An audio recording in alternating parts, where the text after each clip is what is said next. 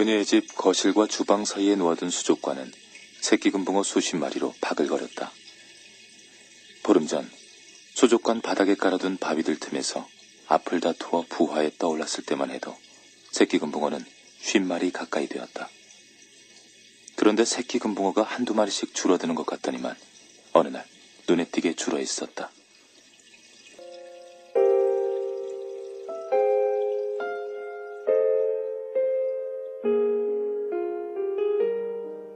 그 후로 새끼 금붕어는 눈에 띄게 줄어 30마리 남짓밖에 남지 않았다. 배가 터져 죽으면 어쩌나 싶게 사료를 넉넉히 주는데도 어미 금붕어는 여전히 새끼들을 집어삼켰다. 터진 주머니처럼 주둥이를 벌리고 지느러미를 한가로이 흔들면서 불어터진 사료들이 부유하면서 수족관 물만 탁해졌다.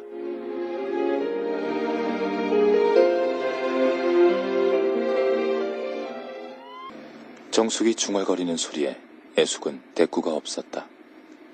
그녀는 아까부터 어머니만 멀거니 바라봤다. 막내딸이 자신을 그렇게나 바라보는 걸 모르는 듯 어머니는 기척조차 없었다. 조곤조곤 말을 나누면서도 그녀들은 어머니를 바라보느라 서로에게 눈길조차 주지 않았다. 정숙이 문득 등진 차창 쪽으로 고개를 돌리고 커튼 자락을 조금 들추었다. 커튼으로 애써 차단하고 있던 빛이 쏟아져 들었다.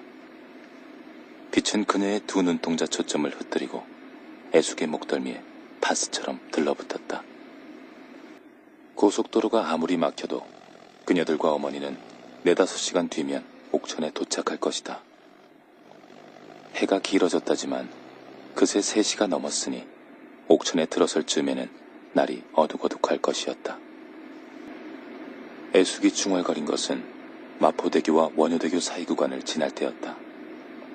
원효대교 쪽으로 내려갈수록 차가 더 밀렸다. 서로의 말이 동상이몽처럼 겉돌았지만 그녀들은 신경 쓰지 않았다. 운전기사가 히터를 켰는지 온기가 감돌았다. 정숙은 자신도 모르게 두 손으로 어깨를 감쌌다. 출발할 때부터 내내 무관심하던 운전기사가 뜬금없이 물어왔다. 워낙에 경황이 없어 인사조차 나누지 못했지만 운전기사는 환갑 진갑 다 지났을성 싶은 남자였다. 동작대교 못 미쳐 속도가 또다시 0으로 떨어졌다. 운전기사가 급브레이크를 밟는 순간 어머니가 뒤척이듯 흔들렸다. 하지만 그녀들은 앞으로 꼬꾸라지려는 몸의 중심을 잡느라 미처 그것을 보지 못했다. 반포대교를 지나서야 정체가 조금 풀리면서 속도가 붙었다. 하지만 워낙에 차가 많아 40km를 넘지 못했다. 한남대교로 접어들면서 속도가 조금 더 붙었다. 사이렌 소리가 들려오는가 싶더니 갑자기 속도가 났다. 여기저기서 클렉슨 소리가 아우성처럼 들려왔다. 정숙은 정신이 사납다 못해 혼이 빠져나가는 듯했다. 정숙과 애숙의 고개가 서로 다른 곳을 향했다. 차들이 밀물처럼 몰리는 톨게이트를 통과해 고속도로에 들어설 때까지 그녀들은 그렇게 우연히 옆에 앉은 낯선 승객처럼 서로를 쳐다보려 하지 않았다.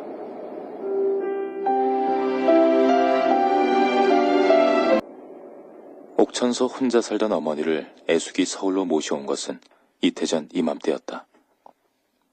어머니가 밥도 근근히 해먹을 만큼 노쇠해 자식들 중 누군가는 모셔야 했다.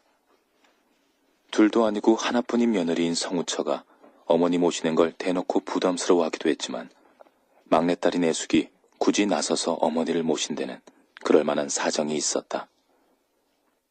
그즈음 그녀는 요양보호사 자격증을 땄는데 친부모를 돌봐도 동거가족 케어라고 해서 요양급여가 지급된다는 사실을 알게 되었다. 그녀는 어머니를 모시오자마자 국민건강보험공단에 요양인 신청을 했다. 담당 직원이 조사를 나오던 날 밥상을 앞에 두고 어머니에게 단단히 이르던 게 마치 엊그제 같았다. 그때만 해도 어머니는 콩나물도 다듬어주고 빨래도 개줄 만큼 기력이 남아있었다. 그런데 구정 지나면서 기력이 급격히 쇠해지더니 생신날 응급실에 실려갈 만큼 심한 토사광난에 시달렸다. 그녀는 그저 어머니가 체한 줄로만 알았다. 어머니는 응급실에서 꼬박 하루를 보내고 입원실로 올라갔다. 이런저런 검사 결과 담낭에서 종양이 발견됐다. 병원에서는 90 넘은 노인네라 마취가 어려워 수술이 도무지 불가능하다고 했다. 수술도 퇴원도 못하고 병원에서 꼬박 석 달을 보냈다. 정숙이 애 보는 일을 해서 애숙은 혼자 어머니를 간병해야 했다. 지방에 살고 있는 형제들은 주말이나 겨우 올라와 길어야 반나절 머물다 가버렸다. 그녀는 병원이라면 입에 문 밥도 뱉고 싶을 만큼 아주 넌덜머리가 났다.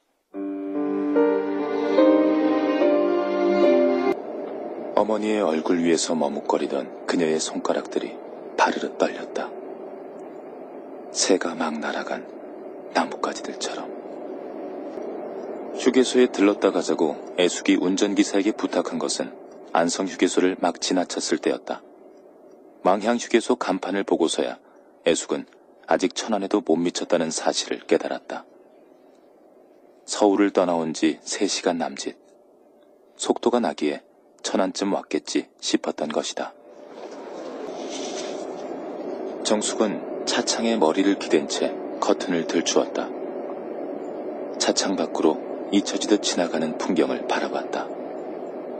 그녀의 시야는 구급차가 달리고 있는 고속도로 저 너머 한 줌의 푸성기 같은 산까지 뻗어나갔다.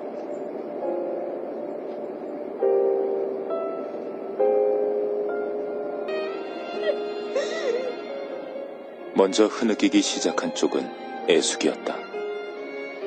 어머니를 모시고 출발하기 전 병원에서 이미 한바탕 눈가가 짓무르도록 펑펑 울었던 탓에 눈물이 바닥난 줄 알았는데 새우젓 국물처럼 짜고 걸쭉한 눈물이 넘치듯 흘렀다.